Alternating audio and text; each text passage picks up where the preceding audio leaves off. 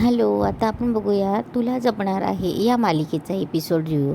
आजच्या भागात आपल्याला बघायला भेटते की मंजिरी मायाला बोलवते. माया मंजिरीजवळ घाबरत घाबरत येते. तेव्हा मंजिरी मायाला विचारते की माया, कसं वाटतं इथे येऊन? तेव्हा माया बोलते की एकदम जिवंत झाल्यासारखं वाटतंय. तेव्हा मंजिरी बोलते, मग तिकडे कुठे चालली होतीस मरायला? तेव्हा माया पटकन उडवाडवीचे उत्तर देते की नाही मॅडम, मी ते तिकडे बघत होती. मी त्या चित्रात कैद होती ना, तर मग मी आता खरंच इथे आली का नाही म्हणून इकडे तिकडे बघत होती. तेव्हा मंजिरी मायाला बोलते की तुला माहिती आहे तुला कोणी वाचवलं? तेव्हा माया बोलते की तुम्हीच वाचवलं ना मॅडम. तेव्हा मंजिरी बोलते की माया, माझे तुझ्यावर इतके उपकार आहेत ना की तू ह्या जन्मातसुद्धा फेडू शकत नाही. तेव्हा माया बोलते की हो मॅडम, तुमचे खरंच खूप उपकार आहेत. तेव्हा मंजिरी मायाला मीराविषयी भडकवत असते आणि बोलते की तुला माहिती आहे त्या चित्रात तुला कोणी कैद केलं होतं? मीराने तुला त्या चित्रात कैद केलं होतं. वेदा जे चित्र काढायची ना त्यात तू अडकत होती आणि तुला माहिती आहे मी तुला कसं वाचवलं? मी नर्मदाच्या मदतीने ते फाउंटनचं चित्र काढून घेतलं वेदाकडून आणि मग तू तिथे आली आहेस. तुला माहिती आहे जर तू तिथे राहिली असती ना तर मीरा मोठे मोठे सापांचे चित्र काढून घेणार होती वेदाकडनं आणि तुला माहीतच आहे मध्ये ते साप तिथे आले असते तर काय केलं असतं. पण मी तुला वाचवलं आहे. मंजिरी सांगत असते तेवढ्यात तेव्हा माया बोलत असते की मॅडम, खरंच मला खूप जगल्यासारखं वाटतं आहे. मी तिथे होती ना, तिथे काय सांगू काय, एकदम मला वेड लागायची पाळी आली असती. तिथे वेगवेगळे कॅरेक्टर येत होते. ती भोपळ्यातली म्हातारी, लहानपणी नाही का आपण त्या स्टोरीज बुकमध्ये ऐकायचो, चल रे भोपळा टुणूक टुणूक, ती म्हातारी आली. आणि मग तिथे वेताळ आला. तेव्हा म्हणजे थोडी शांत होते आणि बोलते की काय काय म्हणतेस वेताळ? तेवढं तिथे अंबिका येते. अंबिका या दोघींचं बोलणं ऐकत असते. तेव्हा माया सांगत असते की मॅडम, तो नाही का विक्रम वेताळ, आणि मग तो विक्रमच्या पाठीवर बसतो आणि त्याला काय काय क्वेश्चन विचारतो, तसं तो मलाही क्वेश्चन विचारत होता. तेव्हा मंजिरी विचारते काय प्रश्न विचारत होता? इकडे अंबिका घाबरते. तेव्हा माया सांगायला लागते की कुठल्या तरी देवीबद्दल. तेव्हा मंजिरी बोलते की कुठल्या देवीबद्दल? तेव्हा माया बोलणार की तेवढ्यात अंबिका तिची चुटकीने जादू करते. तेव्हा माया थोडी स्टक होते आणि बोलते की ते शेरनी देवी, जयाप्रदा, जितेंद्र. तेव्हा मंजिरी बोलते की माया, अगं ते हे ना ॲक्ट्रेस आहेत आणि श्रीदेवी. अंबिकाला हसायला येत असतं. तेव्हा माया बोलते की हां, ॲक्ट्रेस आहेत, ते ॲक्टर आहेत मॅडम. मला ना कळत नाही मी काय बोलते ते, माझं डोकं गरल्यासारखं होतं येते असं म्हणून माया आतमध्ये खोलीत चालली जाते. तेव्हा मंजिरी बोलत असते की श्रीदेवी, काय चाललं हिचं? तेव्हा मंजिरीला कळत नसतं.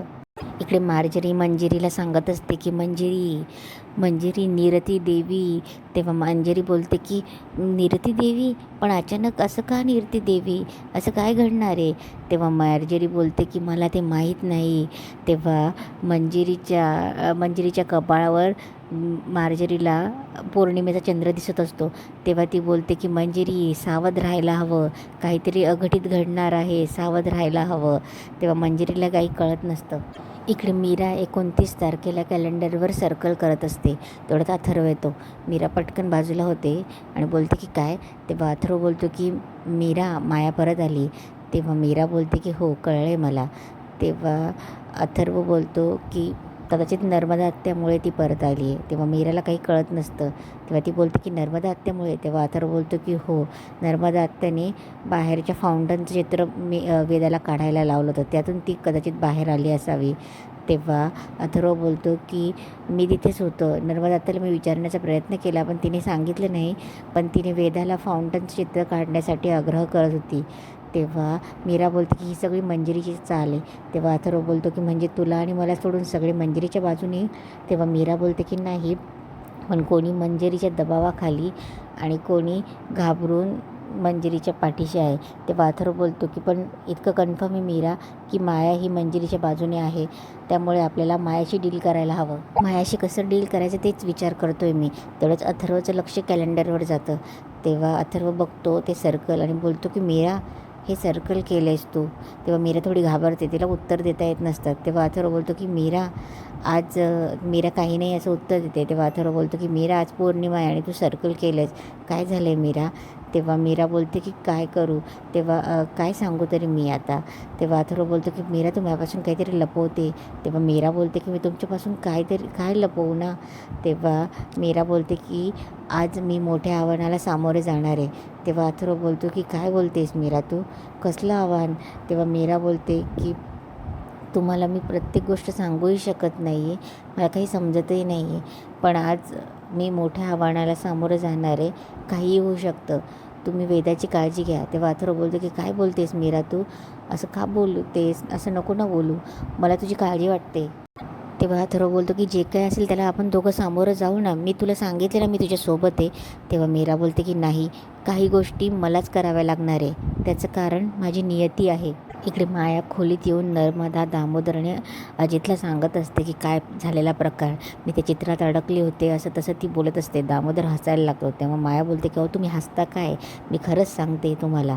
तेव्हा माया बोलते की तिथे वेगवेगळे कॅरेक्टर येत होते, माझं डोकं खात होते. तेव्हा दामोदर बोलतं की कुठले कॅरेक्टर?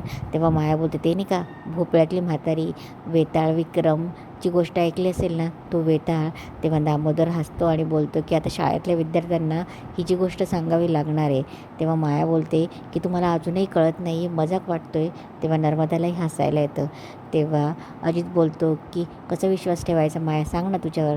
तेव्हा अजित तिच्याजवळ येतो आणि बोलतो की माया, मी तुझ्यामध्ये इतका इन्व्हॉल्व झालो होतो, तुझ्यावर मी मनापासून प्रेम केलं होतं, पण तू काय केलं, हार्टब्रेक केलं मी संसाराची स्वप्न बघत होतो, पण तू काय केलं, हार्टब्रेक केलं ना. तेव्हा माया बोलते की तुम्हाला अजूनही कळत नाही की मी काय सांगते, मी काय बोलते आणि तू काय बडबड करतोय.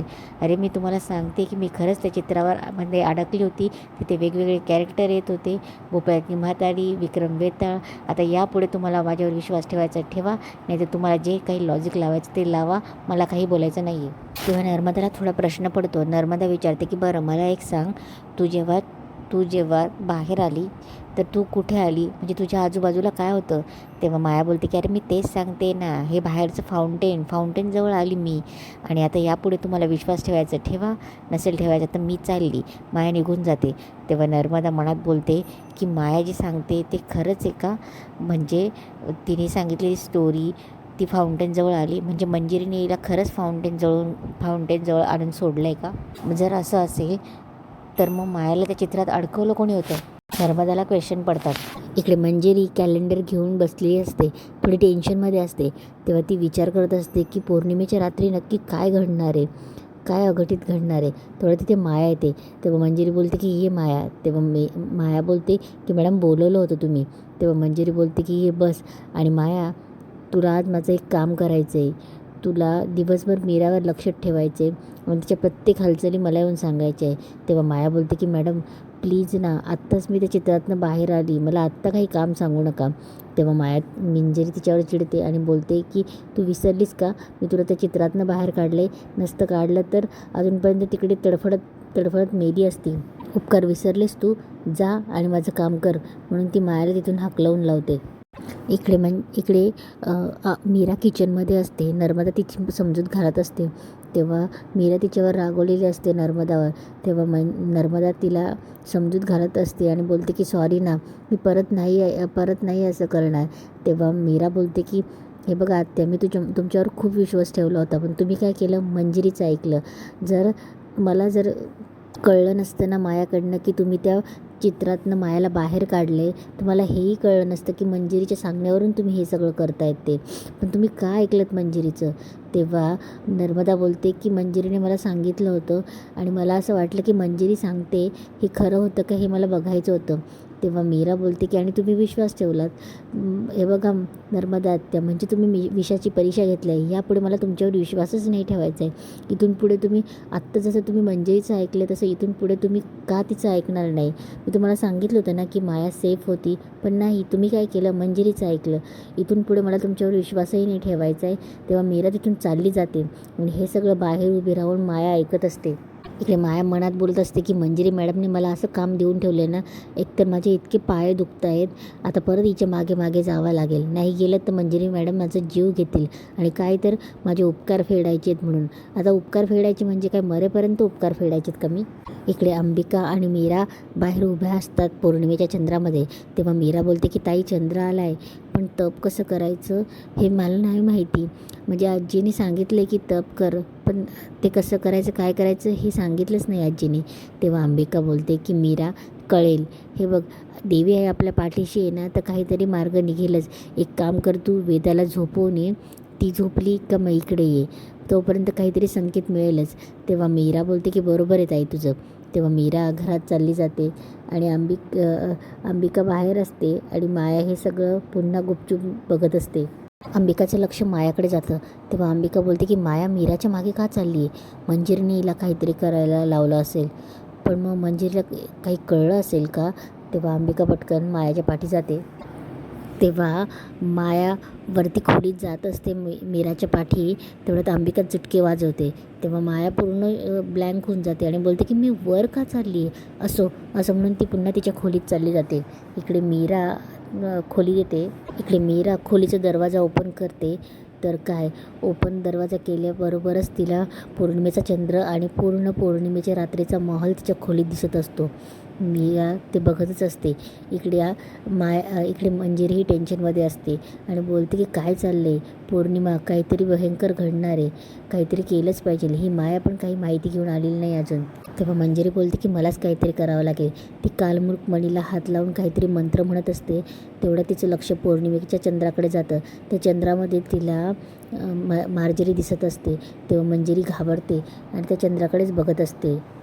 तर इकडे अंबिकाही मीराच्या खोलीत येते. अंबिकाही बघते आणि शॉक होते.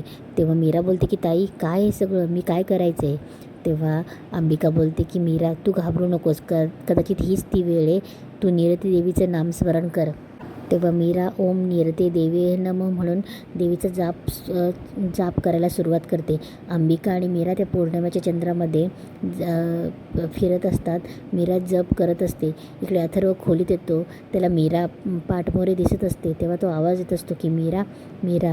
तेवढ्यात मीरा तिथून अचानकच गायब होते. तेव्हा पूर्ण लाईट्स लागतात, उजेड येतं. तेव्हा अथर्व बोलतो की मीरा काय चाललं आहे हे, मला काही दिसत नाही आहे. अथर्व बघतो तर तिथे मीरा नसते. अथर्वही घाबरतो आणि इथे आजचा एपिसोड संपतो.